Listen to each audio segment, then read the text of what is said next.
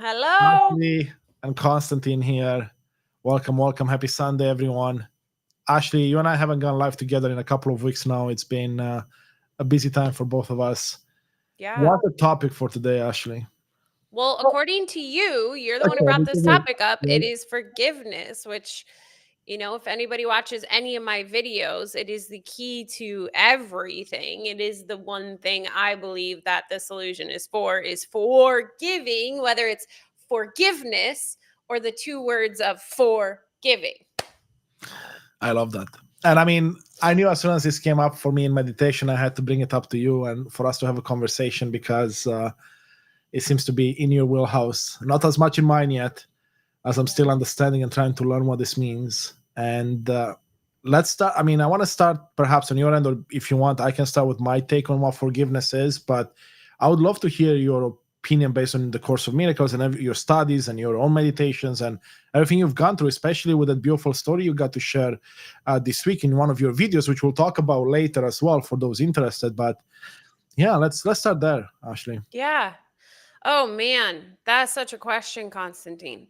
I think ultimately it's been just such a journey of undefining what forgiveness was defined as for me, and now like I view that as ego forgiveness, which is really that the forgiveness to defend, the forgiveness to destroy, which is like, oh, Constantine, you hurt me, but I'll forgive you. So it still acknowledges that Constantine did something, which acknowledges that you're separate than me. So ego Mm. forgiveness like reiterates the story, the narrative, which keeps us stuck here that we are separate.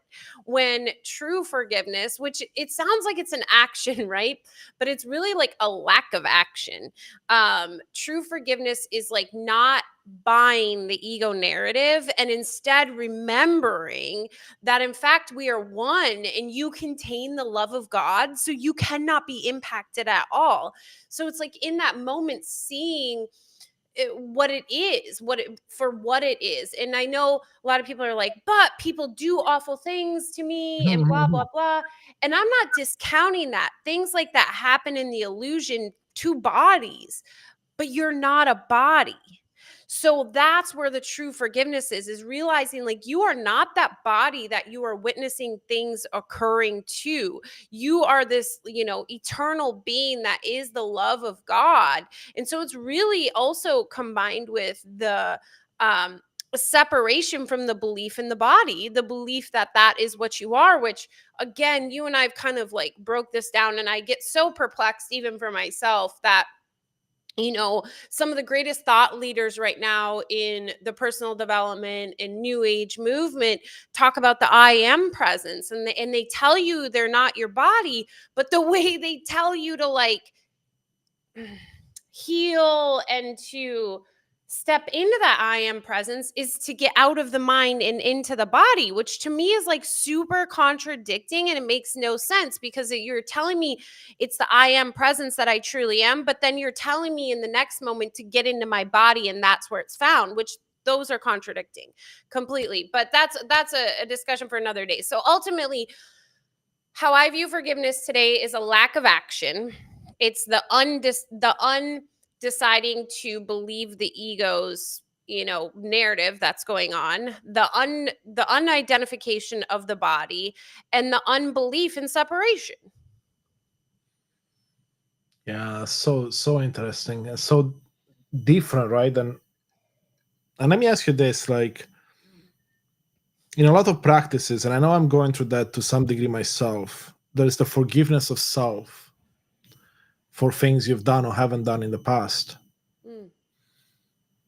How does that come into play with the definition or the way you describe forgiveness, right? Because if you say, okay, you're not the body, understanding that because you talked about things happening to you, but how about things happening of your creation that perhaps there's some shame, guilt, blame, judgment around that you need to find forgiveness towards? Mm. So the type of forgiveness you're talking about is still acknowledging it, that it occurred and that I can be a sinner, right? Like if we really break it down, it goes with my little Jesus, how everybody believes we're like these awful sinners, and this little guy who's dancing had to be nailed to the cross and die, God's only son, in order for us to be saved. Right? That's what you're talking about in that forgiveness. And I get it. Like, I was at that point and I went and dug it up. But the problem is there's still just as much weight, right? And that's the key here, is the weight we place on things. And, anybody listening to this, whether you've read the Course in Miracles or have picked up one of the most recent thought leaders' books, they talk about living in the now, right? Be here Yeah. now. Yeah. By forgiveness of the past, how is that living in the now? Because the past never existed. If you truly live in the present moment, the past never existed. So I'm not talking about metaphysically ghosting yourself, but it's bringing the awareness to that. In fact, it was a projection of your shame and guilt that occurred. And the only way to move through that is to fully release the weight, which is to acknowledge what it was, which was a cry for love, and to acknowledge that who you truly are, which is the I am presence, was watching a movie. If I go watch a movie and a killer kills someone, am I going to leave there feeling guilty because I killed someone? No, of course not. Exactly. And now I'm not, people might hop and watch this and be like, oh my gosh, so you're saying we can do whatever we want and not feel guilty for it. Well, that goes against everything, because what we're talking about right now in this practice of forgiveness is people really working towards the remembrance of truth, which is that you are love. So it's doing things from a place of love, which when you're coming from a place of love, you would not do those things, if that makes sense. So that brings in level confusion. And of course, if someone says that, that's their ego just trying to justify what they've always wanted to do anyway. So go ahead, do what you're going to do. But that's not what this conversation is about. Yeah, this is getting very deep here. So I mean, it's bringing up a lot of things for me. And when you said the cry for love, that actually sparked something within me, because it brought up some memories that perhaps I still hold some shame, guilt, blame around, and immediately got broken down. Literally, this happened within the span of like 1 second or less. I was like, that's what that was. I never knew. Mm. That's actually very interesting, right? Because for me, forgiveness, I'm still probably at the level of the ego, like you said, or the level of whatever we are right now in this life, about things that happened in the past that are holding weight now into the present and impacting the future, perhaps. And how do you find forgiveness for yourself for those discretions, let's say, right? Whatever they were, however big they were for you in the moment. Yeah. So I've done tons of things I wasn't happy about in my life, and I felt shame and guilt and all that stuff. One of the biggest pieces I realized in regards to that, in the release of that, is sharing it. And you don't need to share it with the world, but when you keep it in the darkness, right, which is when we believe it's a private thought, that's another piece here. Like, we could go into a whole nother discussion about that, but we all think we're walking around with private thoughts, that we have our own thoughts and nobody else knows what's going on. But the problem is we're one, right? Like, everybody is one. So your belief that you have these secrets is a bunch of crap.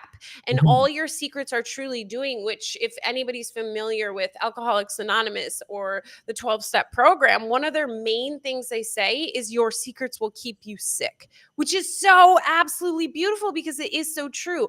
What you are not, what you feel as though you are holding secret, you're actually holding secret from the one thing or entity or being that can actually release it for you, right? That's the big piece of forgiveness. Is like, our first two steps is to relinquish the belief in it, to not identify with the ego belief system. But ultimately, in this process of forgiveness, that only frees up the space for spirit to then take it, right? If you're not holding on to it like this, which means you're identifying, then spirit can take it and be like, okay, we're taking that belief from you.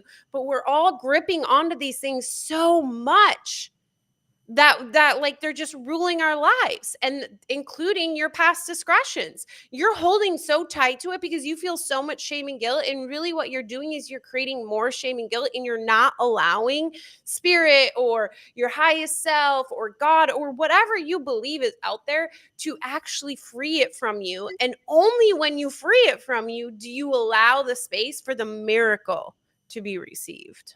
When you're like this, you can't receive a miracle, friend. Yeah, that's so beautiful.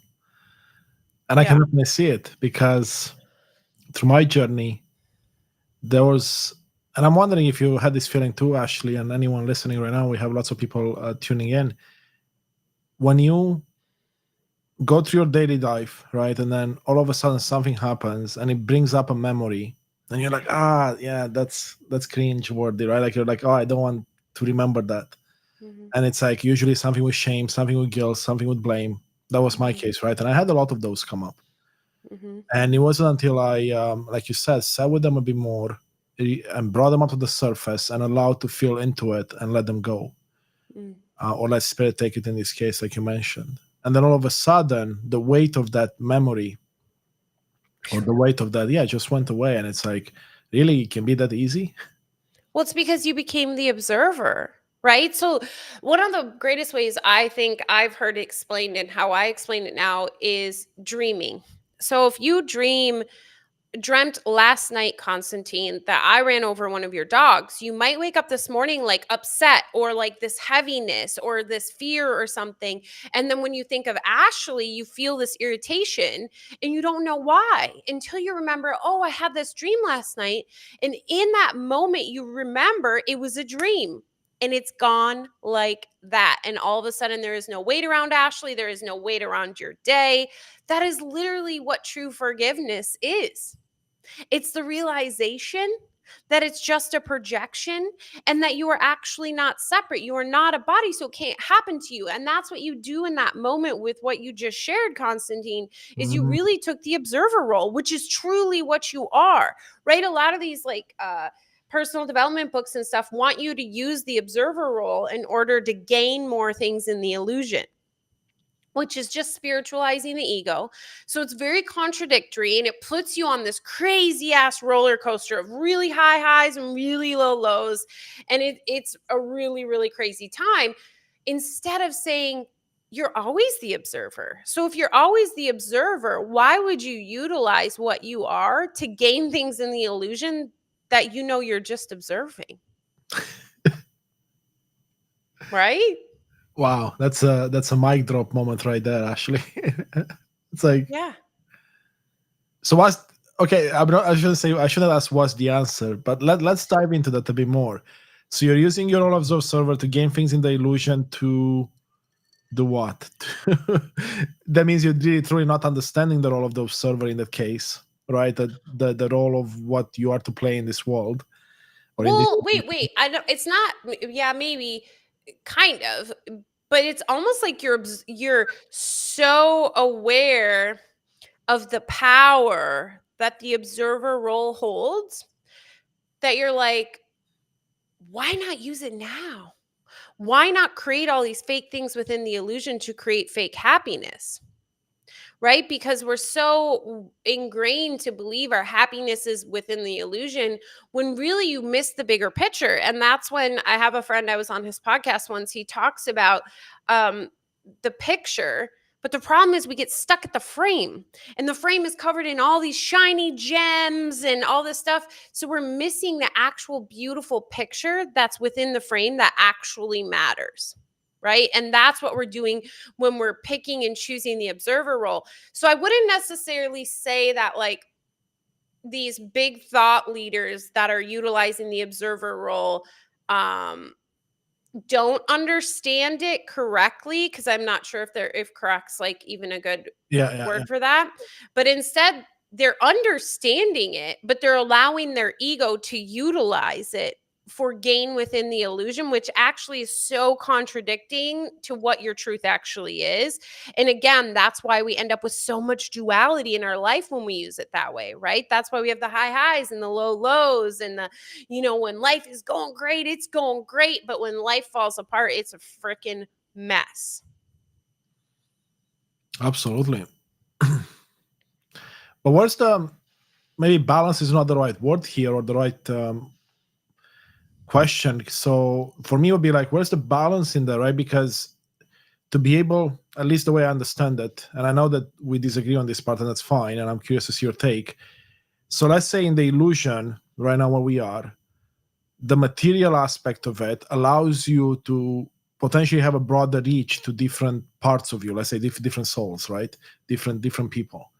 So if you don't have things in the illusion, let's say you're someone that's a homeless person, um, how are you? Well, what am I trying to say here? Actually, I'm trying to say is like, isn't there like a balance between like having like using this knowing to build things in the illusion so you can have a bigger impact? And I'm answering my own question here. I know I'm spewing BS right now, Well, no, but I think it's great because so many people believe this, and I did too.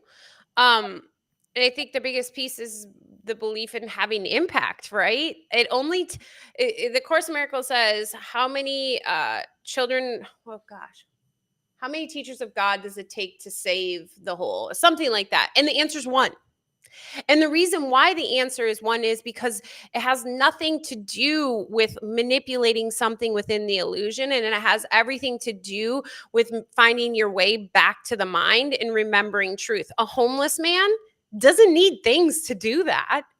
He could sit on the park bench and figure it out, right? A monk doesn't need things to do that. I don't need things to do that.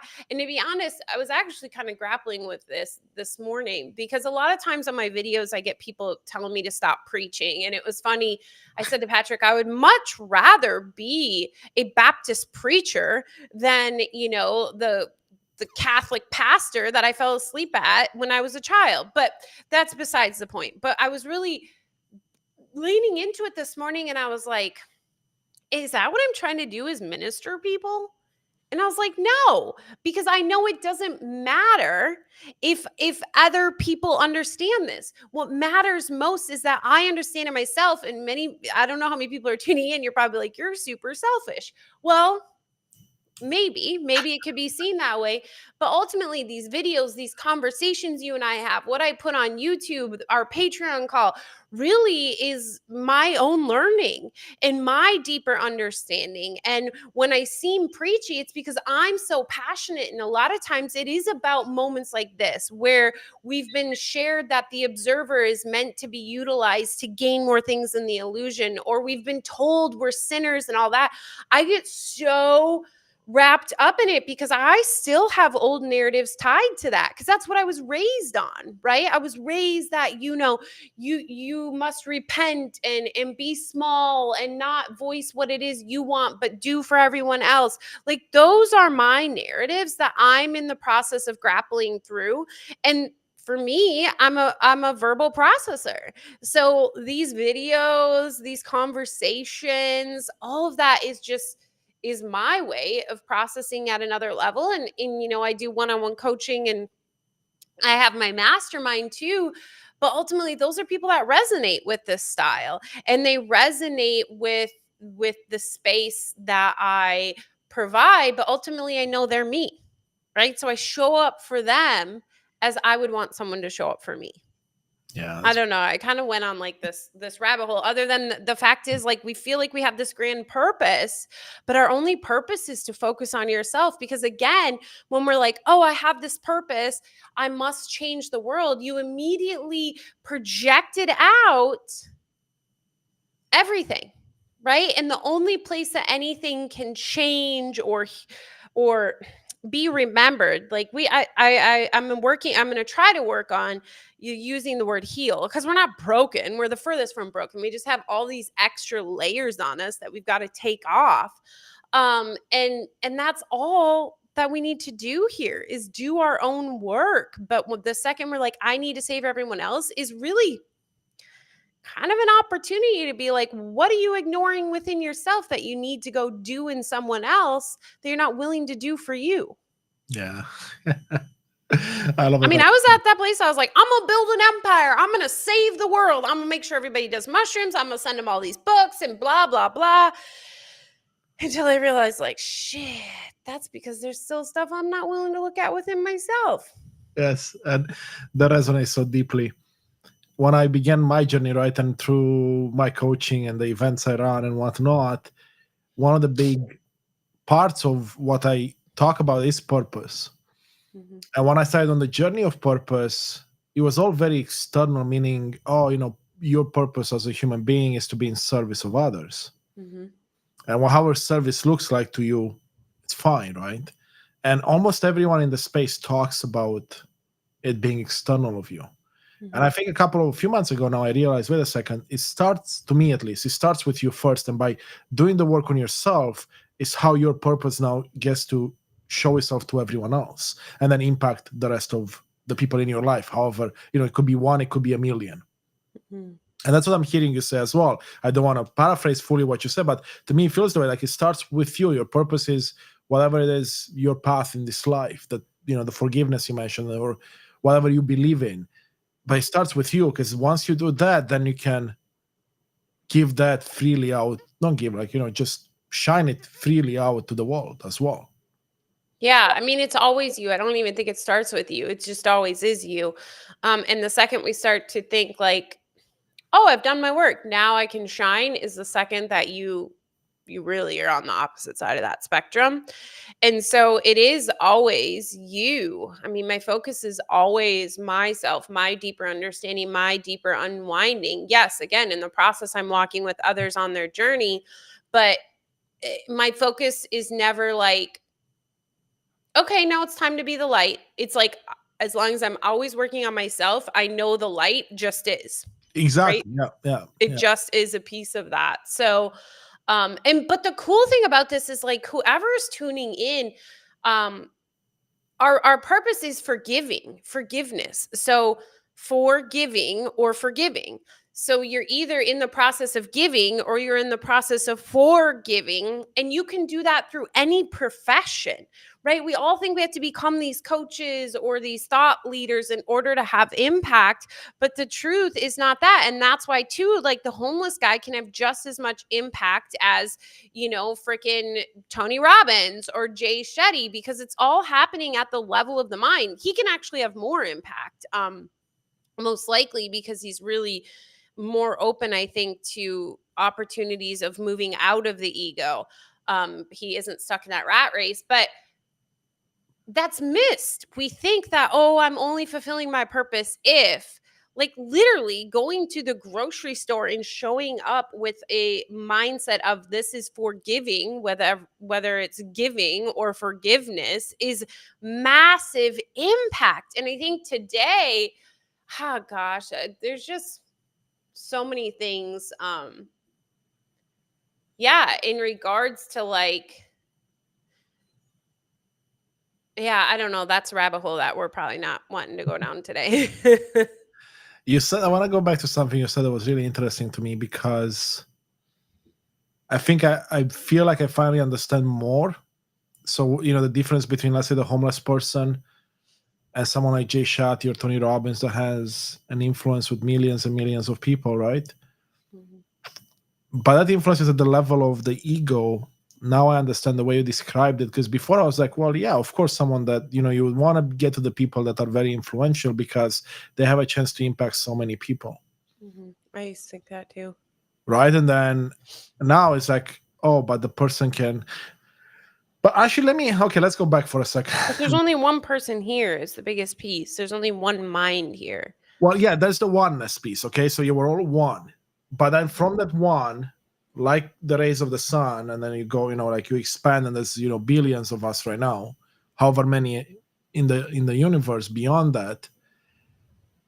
Wouldn't then wouldn't we say that, let's say, through us having a bigger influence, let's say like a Jay Shetty, or Jay Shetty, I mean, or Tony Robbins, you'll be able to actually help more parts of you realize the truth and get back to oneness, or get back to Uh, forgiveness? Because versus the homeless person that has a limited scope of influence within the illusion, yeah, can help himself or herself get to that level, but someone that has a broader influence in the illusion can get more parts of the self to heal and get back to, not heal, forgive and get back to source. Well, so there's like so many different level confusions happening in this conversation. Um, but at like a metaphysical level, us being one, it's not like we are one and we broke off into many and now we're all pieces. We all contain the whole. So it's like a hologram, right? The hologram, each little piece you see actually contains the whole, right? So that's where it's hard to wrap your mind around. Like it's Mm, we're each the whole. We're the whole mind, right? So if I did all of my forgiveness lessons, it heals it for the entire sonship, and we all go home. But the problem is, it's already all happened. So it's a movie we're watching. So just like if Tony Robbins gets 50 more people to come watch the movie screen, but in my movie, there's only one person watching, like it doesn't matter. The movie's going to end when it ends. Does that make sense? yeah. So I'm not saying that they don't appear to have a larger impact in the illusion. I'm not saying that it wouldn't feel as though there is a collective shift within the illusion. But what I'm saying is that's not necessary. So, like, when you're placing the weight on them being better than is the moment you've missed the entire, like, understanding. Because within the illusion, when we're looking at truth, which is unconditional love and forgiveness, there is no hierarchy, right? That's duality. So we're trying to talk duality, but we're trying to talk about something that isn't of duality, if that makes sense. Yeah, that's deep. Yeah. And Yeah. It's one of those like, yeah, like I probably couldn't have said that 7 months ago because I wouldn't know how to articulate it. I still like it's still probably people listening like, what the fuck's she talking about? so let's get back to the topic, I guess, the forgiveness for a second. I mean, this is all about that, right? So you said there's two ways you can look at it, like the actual word forgiveness that has one definition. Then, of course, splitting up the word in two parts is forgiving or forgiveness. Mm-hmm. And the second way of looking at it is it's about you giving, I guess, your light to others, right? Or how does like forgiving the two words one work for you separately or differently than the forgiving piece when you look at it as a full word?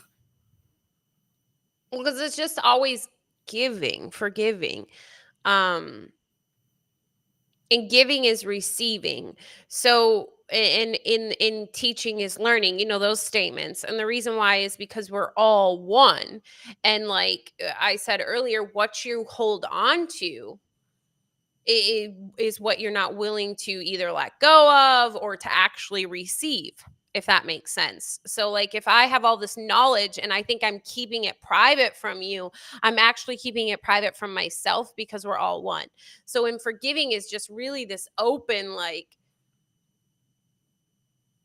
openness the entire time and the acknowledgement of the oneness, because the second you stop giving and you believe you're taking or holding is those are separation, right? Forgiving is like just this like oneness statement when you look at it in the understanding of in giving is receiving, we are one, this open flow. I mean, I know you talk about that like a lot, like this open flow of energy, this open flow of giving and receiving type thing, and this like ever abundant pool of no one is ever lacking because there is no one ever separate, and we're all one with spirit, which is wholly abundant. So that's always just like the second you're not willing to give is the second you believe you're lacking. Does that make Yes. Oh, sense? 100%. Yeah, and I've Right. lived that a lot in my life, and I'm sure there's still remnants of it right now. But It's- that's the moment that like you believe in separation, that's all those things. So like when you're in this giving, you're in this like place of giving. yeah. It's hard to explain. Not, I mean, to me, it makes sense. I'm sure that for anyone, depending on their path and at what stage they're at, it might be more difficult or less difficult to understand. Yeah. This is got me, got a lot of things happening in my mind Well, here. and it looks Actually, so that makes different. sense. Like some people now, and this is where the level of confusion comes in, right? So when we're talking that, this is like at the level of the mind. When it's at like the Yeah. level of the body, people be like, oh, so I should give all my money or should give all these things. And I'm like, no, that's not what I'm saying. But it's really looking at how the mind is viewing everything. Right? Are you viewing it as like this holding on to or this lack? Like when you feel spirit guide you, you've heard Constantine in our Patreon calls. I like to say, who are you spending your money with? Who's spending your money? Is it fear? Is it love? Is it the ego or is it spirit? And in those moments of like feeling led by spirit to share your money or spend your money, if you like contract and go into this state of fear, that's the ego trying to like step in and make you believe something else. Now, to me, if all of a sudden you're like, oh, I'm not in spirit unless I'm giving away all my money, that's just the opposite side of the pendulum. And that's again the ego using fear to make you fearful that you won't be in spirit if you're not giving, right? So you have to be careful. That pendulum swings and it will use both sides against you. And it's really about being in this middle ground of openness and discernment, but always coming from this place of love. And by no means am I fully there. Like this is what I work towards every single day as I'm continuously working to unwind. Um, yeah. I don't know. Does that make sense? It does, and it's so powerful as well, right? Because it's so easy to see the two ends of the spectrum. But then, as you get closer to balance, at least the way I see it is, it's much harder to see if you are actually in that balance or if you're still swinging left or right more, right? Because like, what do you find? Okay, let's use an example. You have a bunch of money. Where do you draw the line and say, well, this is how much I give away, this is how much I keep, this is how much I use, all the stuff, right? Because that's when you get in between those two ends, and you're like, oh, but which side of the pendulum am I on? Yeah. I mean, by no means should this be taken as gospel. But what come that's so funny. Like that's another conversation that came to my mind the other day. It's like, what the fuck? Like the second we say gospel, we think that's truth. So I should take that back because I don't necessarily believe that the gospel is all truth. But what a statement. But for me, when you ask me that question, because money has been, oh my gosh, such a massive narrative of my Mhm. entire spiritual journey, mental health journey of life in general, money has been very much at the forefront. And I will say today, it really isn't. It isn't in the background, but it isn't in the front ground. I know in manifesting and everything, I literally saw an ad come up on my YouTube that said, the amount of money in your bank account is a direct representation of your relationship with money. And I was like, what in the actual crap? And then I remember, like, that's what they teach in manifestation. That's what they teach is like, you need to have this amazing relationship with money. And then I remembered I used to have money all throughout my house because I think it was Jen Shapiro's You're a Badass at Making Money said, like, become one with money. And, I had it all over my house. It was just this whole thing. And today, money, it's not, there isn't a relationship with it. Now, most people are like, that's bad. That's real bad. But to me, it's like, why? So, relationship is how we do all of our healing, and we're in relationship with everything Yeah, until we're yes. not, in my mind. And the moment that we no longer are in relationship with it is the moment that we've released the weight and have handed it back over to spirit. So, I feel like maybe that's what I've done with money is I just really know that it's always going to be taken care of, whatever that looks like, and I don't question it, and I really am spending my money with love, so it's always there. And anytime I catch myself being like, but I need more, or I want more, I'm like, what? Wait, what are we seeking? We're seeking happiness. Like, I don't need that Omega watch. I don't need, to have $100,000 in my savings account. Like, I am always held, and that is what matters at the end of the day. So to round back around to your question, because I had to give that background, No, of course.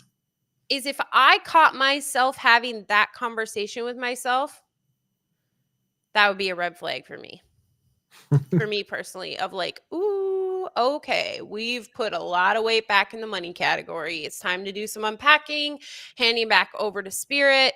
And again, like if you're here to make tons of money and manipulate the illusion, it will, like, you can do the manifesting stuff and it works a lot of time until it doesn't anymore. And that's what happened with me. Like I was living high until it stopped working, because it's really, yeah, that's Well, a why do you think it conversation. stopped working? Like, what those the lesson in that essentially, like showing you the power you I have? mean, I think, well, it was definitely a part of my journey. And I think one of a great saying that there is for A Course in Miracles is most people find their way to it because they've exhausted like all resources, and they kind of have this back against the wall moment. And they're like, I've tried this, I've tried, but none of it, like, it all makes sense in little pieces, but none of it makes sense, if that makes sense. So their back's against the wall, and they're usually like, there has to be another way. And then the course usually finds their way to that person. And I think I hadn't, I had still this deep belief that I was going to find my happiness in money, that's where it was. Like I had everything else handled. Like I had done tons of work. I had already started my business. I had like really got to the space where I thought I was very spiritually grounded and in tune with my highest self. But I found out later I had actually began to spiritualize the ego, because I started to use that connection with my highest self for illusionary gain, which I found out in the end was not real, because it could be gone in a minute. And then I was like, dang, there has to be another way that keeps consistency, right? Mm, And it keeps like, it never can be taken from you. It just is. Like I had a friend reach out to me the other day and she's like, "Well, you say there's this, constant state of joy that is our innate state, but how come the second like everything starts going right in my business and I feel joy, then I get scared and want to sabotage?" And I said, "Well, that that was not the joy I'm talking about. The joy you're talking about is ego happiness. It was based on an external circumstance instead of truly finding within, and it doesn't matter what happens on the outside." Right? See what I mean? yeah. Because it can be taken. Like if your happiness, like even right now, Constantine, if you're like, let's say you want to do something, we all do this. We're like, oh, when I retire, I'm going to do X, Y, and Z. So I need to Yeah, save up all this money. Like we're constantly waiting. But the problem is, like, if you can't find the happiness in the here and now, I promise you, you will not be able to find it there, because it has nothing to do with that and has everything to do what's going on within yourself. exactly. Yeah, that's been a rude awakening a while back for me. Yeah. Absolutely. And you see it. I mean, you see it everywhere in the world. Right? Oh, yeah. But people aren't willing to admit it, especially when they're doing really well, right? Like and I think that's why I had to go through the money piece, was like, I had to experience the high of where it felt like I thought it was happiness, but it didn't feel like happiness. And then the crash, and be like, oh shit, that still can be taken. That's not what I want to be fighting for. Yeah, yeah. Powerful stuff. I know we have a hard stop here in like 14 minutes. I want Yeah. to bring us back to the story you shared earlier this week in one of your videos. And I thought that was really powerful. And I'm curious to see, now that you have more time to reflect on it, like what was the forgiveness lesson in that? And of course, people listening right now, they wouldn't know what I'm talking about. So maybe Ash, you can give us like the synopsis, 30 seconds of what happened, or a minute, however long it takes. And I'm curious Yeah. to see what, because a lot of things came up for me in listening to your story, but I'm curious from your take, because you have such a beautiful way of describing what you think it may have been or how it was. And I'm curious, now that you've reflected on it, if there's something more that came up. Yeah, I think our friend Tommy, he messaged me back, and it was there's a statement from the Bible, and I'm super awful. So anybody who like is a person that you need to cite the Bible correctly, that is not going to be me. So you're probably going to get mad. But ultimately, oh, I wish I could find it.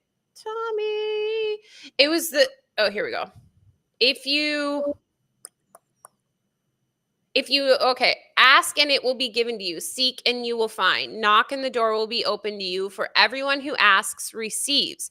He who seeks finds, and to him who knocks the door will be open. So I think that's been misconstrued often, and they recently covered that in The Chosen of like, oh, if I ask for new shoes, if I ask to be rich, if I ask, for tangible things within the illusion, that's going to happen. But what that statement I think really means is like, if you are open, it will come. And like we talked earlier, the forgiveness needs to occur to remove a barrier to the miracle. So part of that story was earlier I prayed and I was like, because I'm a firm believer that spirit has to show you. It's spirit's job to prove to you what's going on here, but it can only do that when you are actually open to seeing it. So I'm open. I'm open to receiving the miracle. I have accepted the miracle for myself. And that morning, I'm like, I want a holy instant today, Spirit. I'm feeling heavy. I need a moment. Show me, show me, show me, show me. But the difference is many times when we have that prayer, we've already decided what show me means. We've already Yes. decided that show me means you're going to give me $10 because my bank account's at zero and I need to eat today, right? You've already decided. I hadn't decided at all. I just knew that I was in a state. I woke up with a lack of gratitude and I was confused and felt heavy. And so I was like, Spirit, like, you got to show me. And in that moment, I had this flash of an accident that had been brought to my awareness the day prior from Patrick, which Patrick and I have been praying about being used as one vessel, that we are, and like to be the light for others. But I saw this accident and I just felt this immense weight, and I was supposed to be going out of town, and I realized like that's what it was. And Jesus I meet him in the movie theater when I pray, and he was like, yeah, this is an opportunity. Like you have this energy, if we're going to use like illusionary terms, this energy that needs to be released. So a barrier that needs to be removed, that's ready to be removed. You ask for it to be removed, and you've got some options. You can go drive to St. Pete and suffer an accident that's going to be pretty significant. Or you can see that this is actually doesn't matter if you go to St. Pete or not, right? And there is no weight there, which played into old narratives of people pleasing for me because I had already had plans with people. It also played into narratives of my money narratives we talked about, because I've been in places where I had no money and I had already paid for a rental car. And heaven forbid you rent something and you don't follow through with it. Heaven forbid you make plans and you don't follow through. So for me, I think it was really a reminder of what Tommy had shared, and sometimes I need those reminders too. And that definitely must have been why I woke up feeling heavy, was I was in that space of the ego trying to place doubt, heaviness, and instead of in the past sinking deeper into that or even trying to analyze it, right? The ego loves to be analyzed. That's why personal development is such the craze, and that's why it works at the beginning, because at the beginning, you're bringing awareness to these behaviors you were never aware of before. So you make massive changes. That's step one in spirit development too. But the difference between personal development and spirit development is personal development, you just keep analyzing. It's like crack. And you're constantly searching for that first outcome you got, right? The first high you got from the first time you brought awareness to a behavior you had and changed it. But the problem is you cross the line and you keep analyzing, which means it's ego behavior, because the ego loves to be analyzed. Spirit, you analyze until you've analyzed enough, which isn't very much, and then you start releasing stuff. You start handing it over to spirit, and you stop analyzing. Like I woke up that morning, instead of analyzing, I had already built this relation to open myself up to the miracle. I just went into prayer and was like, show me. I don't know what this is. Doesn't matter. Show me. Right. And that's what I received. Wow. That spoke directly to me as well. The fine delineation between analyzing ego and loving to be analyzed, or just releasing it. And it's like it kind of put some pieces together for me on my own journey of forgiveness. Yeah. So Yeah, because you, like you said, you had to unpack a few things when that happened, right? Because you essentially canceled the plans you had made over a few days or weeks the day of, Yeah. which brought up certain feelings, I would imagine, that you had to navigate through. Yeah, but the interesting piece is, so when I did that video, there had been some hours in between. I like went for a run, which I talk about in there, being like lit up like a little miracle. But Yes, I um, remember that. Yeah, that was powerful too. yeah, but I'll be honest, Constantine, it was pretty like Patrick and I came out of prayer. I laid my head on his chest. I almost felt like I was to start crying. He asked me what. I said, I don't think I'm supposed to go. And he's like, what do you mean? I briefly told him, and he's like, how does it feel? And one of the biggest things I've learned from this process of unwinding is we don't need to push in the hard, I don't think. I don't think like all that shit we've been taught with personal development is to like push into the hard. You know when you're avoiding. And yes, push into that. But by no means do I think we need to push in when it really truly feels uncomfortable. Like that is not where transformation is occurring. That's not where spirit lives. Spirit's the one thing that's going to save your ass. Spirit lives in joy. So when Patrick asked me that question, going to St. Pete, the fear that was there felt heavy. And for one split second, my mind was like, but if you don't go, you're feeding into fear. Right. And I was like, no, that's not actually the case because not going, I don't feel anything. I'm just like, it just is. It just is. So all of that, like those like thoughts I brought up in my video and stuff were thoughts like when I started to unpack it in the video, I'm like, yeah, these used to be people pleasing and this and this, and these are old narratives and stuff. But I was like, it was like cleared for me. And that's what true forgiveness is, right? True Mhm. forgiveness is the handing over and the miracle coming in. And that's what happened in those brief moments of meditation and prayer, and then canceling with friends, and then unpacking the rest in the video and crying. I mean, I guess I left out that hour-long part of crying where I released the energy that was behind all of these narratives hiding. Yeah, that's powerful. And for Yeah. those watching right now, go check out Ashley's video. I think it's from Tuesday or Wednesday you posted. I forgot which day. Yeah, Wednesday. I posted Wednesday. Yeah, Wednesday. And Or no, definitely. Thursday. I posted Thursday. Sorry, Is it Constantine. Thursday? Yeah, Yeah. And that days are blending for me this time, so I don't know. yeah, the thumbnail says you're not supposed to be seeing this or something like that. Yeah. Perfect, Ashley. I know. So as we're getting here to the end of our conversation, to make sure we honoring the time that we have set apart for this. Any Yeah. last thoughts on the topic today for forgiveness? Anything else you want to add? Maybe where people can find you, anything like that. Yeah. Sorry, so ultimately I wanted to quick add, even for you, Constantine. So the Patreon, Big Miracle Energy Patreon, the Right Minded Thinkers, we're actually doing a book club. And this is the book. Forgiveness and Jesus. It's where Christianity and A Course in Miracles, the meeting place of them. And it really unpacks all these things we kind of unpacked today. So yeah, if you join the Right Minded Thinkers, we've actually started a book club. We're doing one chapter a month. So it will be like a 16-month book club, but this is a beautiful deep dive. Again, even if you don't fully resonate with the things Constantine shares or the things I share, I promise you that reading a book like that, even if you don't join the book club, will really bring some thought-provoking things for you to dig deeper in your own faith and to question, was this mine? Is this someone else's? What aligns with me? Because it just so beautifully references the Bible and the Course and Judaism and just all these different pieces where you're like, wow, they have a similar message, but then whatever got into Yeah. it. So I invite you too, Constantine. We start Tuesday. Okay. I haven't seen that book yet, but yes, let's we'll talk offline and we'll go over that. So thank you, Ashley. Yeah. Thank you.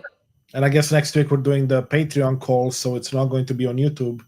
That's the Oh, private yeah. one. So people can find you a Big Medical Energy on Patreon if they want to join and listen more to what Ash is saying. And of course, on YouTube at Big Medical Energy, you can find Ashley and me. You can find me at Unleash Thyself on YouTube.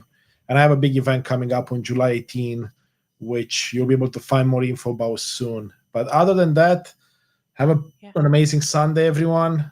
And Ashley, this was a beautiful conversation. Got me to reflect on a lot now, so I can go into my meditation and reflect on a lot of what we talked about. Yes, thank you. Thank you so much, Constantine, as always. And thank you for anyone and everyone who tuned in now or later. So much.